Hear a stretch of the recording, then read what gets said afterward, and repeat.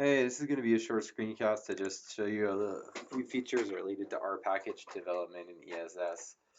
So, let me fire up Emacs, not that one. Let me fire up my other Emacs, the more recent version we installed in the earlier screencast.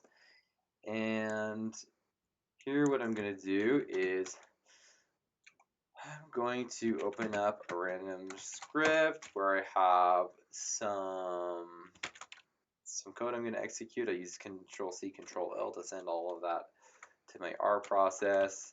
And now we see that we have two variables in the global environment, I and X, that have been created.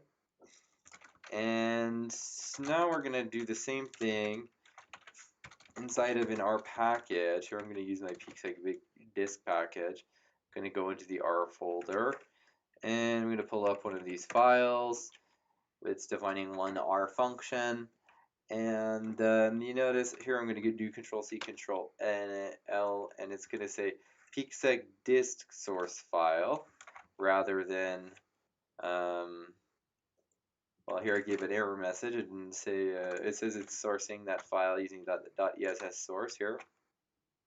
But here it's saying .ess ns source. So what does it mean? It's using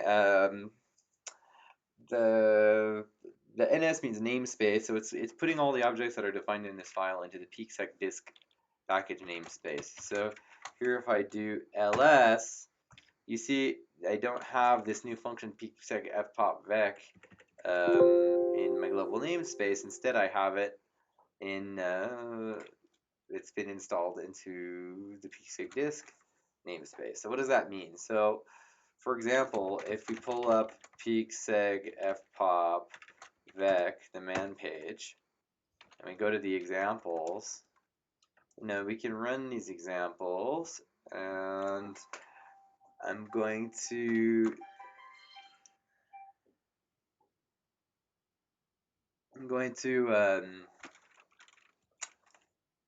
here's where we actually run the algorithm, peak-seg fpop-vec.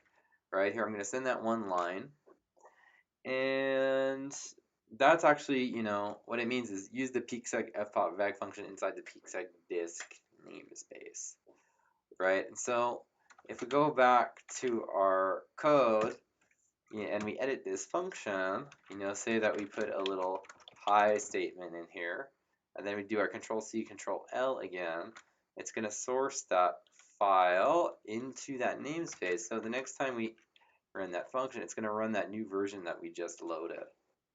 So here we have the hi that we just put, and here we can make it go away, source it again with Control-C, Control-L, and then run it again, and then it goes away, right? So you can use that to kind of quickly iterate in your R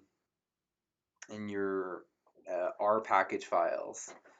So if you like that, that's great. I usually kind of prefer the usual behavior. So here in the R files, in an R package, you end up in R package minor mode, right? So here we have ess-r major mode, and R package is going to be one of the minor modes. And usually I like it better when it's just like the standard kind of evaluation into the global namespace. So if you like that too, there's an option that you can use to turn off this namespace evaluation, that's what they call it. And so if you go into the ESS manual, you can find the section on namespace evaluation, and you can see that there's this command ess-r-set-evaluation-env. Control-C, Control-T, Control-S. So that's Control-C, Control-T, Control-S. And so then it gives you a choice of package in which you can evaluate your lines of code. Here I'm going to choose none. And what that's going to do is now when I do this evaluation, here it's going to say sourced file instead of, square brackets peak-seg disk source file. And what that means is now we have a peak-seg fpop-vec thing, which is going to be a function that's been loaded into our global namespace. And so in particular, that's something that I usually like to do because you know, in my R files, I use this inline doc style of writing my examples. So then I like to be able to directly execute my R examples here by just using the standard Emacs commands, Control C, etc. And so yeah, so that's customizable. You don't have to always evaluate into your global environment, into your package namespace environment if you want. Again, that's Control C, Control T, Control S, and here you know it says, okay, what package should we go to now? And then we go to peek-seg disk. You know, so then if we do it again, the Control C, Control L, we're going back to this namespace evaluation. So say that we wanted to turn that off for good, which is what I usually do. Well, we can figure out how to do that by, let's do Control H, K, and then Control C, Control T, Control S. That gets us help about that key combination. It says it's bound to the command ess-r-set-evaluation-env. And so it says select a package namespace for evaluation of R code, and it says if um, if ess-r prompt for attached packages only is non-nil, prompt only for attached packages. Is this the option that we want? No, there's another option that we want. So here I'm gonna just look through the whole set of ESS configuration variables. ESS-r, and so here we have the completion list that shows us all of the R packet ESS-r configuration variables. And so there's something about namespace. It says R namespace load only existing. It says R package auto enable namespace evaluation. I think that's what we want. Let's check here. That's if non-nil, evaluation env is set to package and automatically. Right, so that's I think the option that we want. We can customize it. So if we set it to nil, it should not do this by default. Let's try that in our .emacs. setq ess-r-package auto enable namespace evaluation nil. Let's see.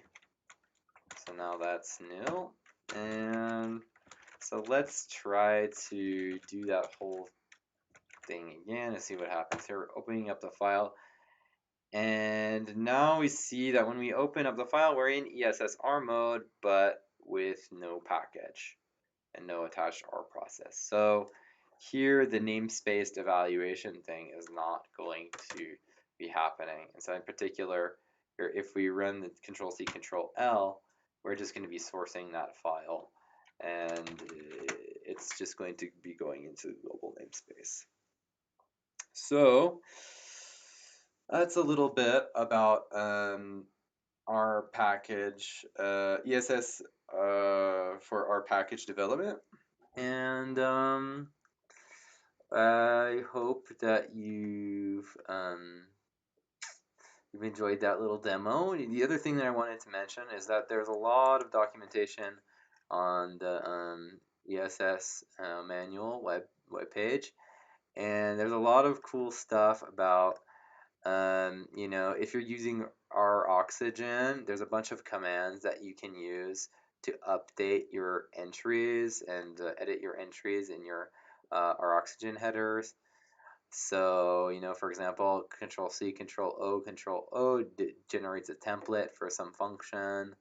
You know, there's a bunch of other commands that you can think about learning about if you're using that in your R package development.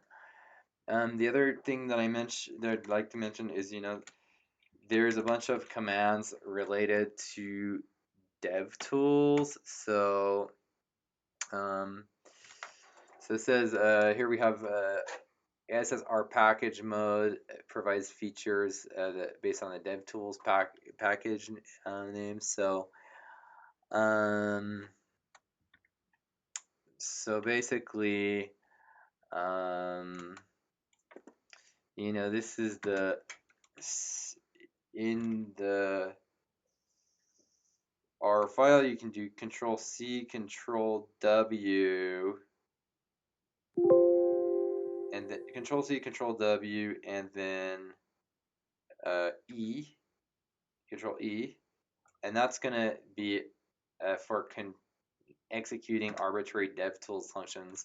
So here you can have, you know, for example, if you want to try to check your package, you can run the devtools check like that. And, you know, that's the same thing as just running devtools check on the command line, but if you get, you know, pretty quick with those key sequences, that's probably, you know, going to be faster than going to the command line and then typing devtools, blah, blah, blah. You know, you have command line completion there too. Yeah, and there's also some other shortcuts that, you know, you have on the, I think it's, let's see, Control H, Control F, ess-r. Here, if we search for devtools, you know, there's a lot of different commands here, you know, devtools build, devtools test, devtools unload. You know, for example, the build command, you go here, this is bound to CWB. So to build the package from our R file, we can just type Control-C, Control-WB, right? And that's going to invoke the build right away, not prompting for which command that we want to run. The other thing that you might want to do is looking at the help for here, I'm taking Control H, F for ess-r-package-mode. So that tells you in the r-package mode, you know, all the different key bindings that you might want to look at. So the one we were just looking at was ess-r-devtools build, but you know, we have a bunch of other ones. You know, we have document, Control-C, Control-W, Control-D. We have load, Control-C, Control-W, Control-L. You know, you have a bunch of other key commands that you can use. So, for example, let's try out that Control-C, Control-W, Control-L command, right? So here, going back to our example code, you know, here we were running, here, let's go back and so it actually works. Just a minute. All right, so here executing that whole example block that I have in my code, you know, here we have the example where we're running that peek-seg fpop-vec function. And remember the key sequence, if we wanted to reload a new version, say we want to reload a new version with our print hi statement there. Let's try Control-C, Control-W, Control-L. That's doing the devtools load all.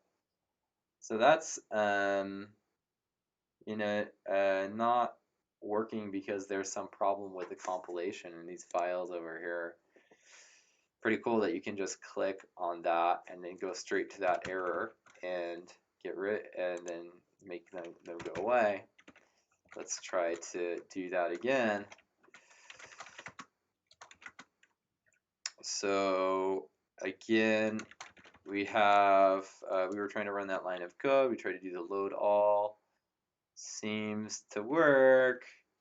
And so here now with our new loaded updated version of the package, we have our you know, our little hi thing that we just added, and you know, we can get rid of that and then go Control-C, Control-W, Control-L again, try that again, and that hi should have gone away, right? So just so in that second part of this demo, I just wanted to show that, you know, there's a variety of different key combinations that you can use for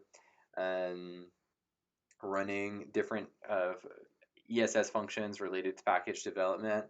And so hopefully this tutorial will be helpful for you when you're developing your R packages. Bye.